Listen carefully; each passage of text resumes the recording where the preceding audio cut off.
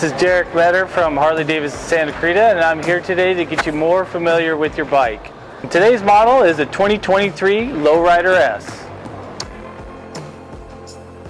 ABS is going to allow you to put whatever pressure you want on it, and it's going to be able to correct it with some sensors, a speed sensor, right? And it's going to be able to tell that you got a lot of brake pressure, and it's going to be able to react to slow it down. So if you're in that scenario, you'd want to pulsate it because you don't want to lock the system. Slide. And then that's going to create a sliding scenario. So that's why ABS is doing the pulsing for you instead of you having to react like that. Most people react, they get freaked out, and then they get into a lock. And when you lock up, it could cause the bike to slide. And so traction control, you know, with even like with me with the Pan America, so I take traction control off, especially when I'm riding, because traction control is trying to grip the ground, right? And when you're going uneven ground, right, you don't want it to try to react and grab the ground. It's freaking out.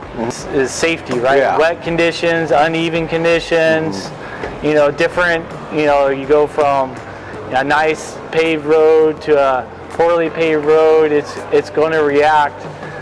So you don't have to. I mean, tire conditions are always going to be important, right? And as technology goes, the technology is only going to assist you, right?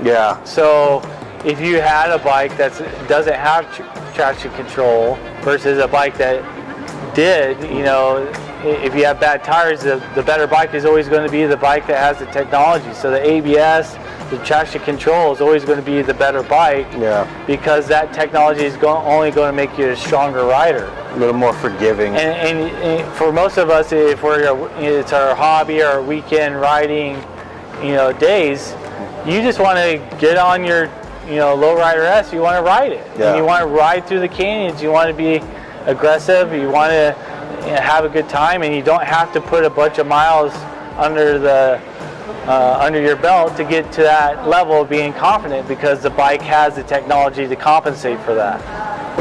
This is Derek from Harley-Davidson of Santa Clarita. Hopefully you enjoyed those tips. Now let's go ride.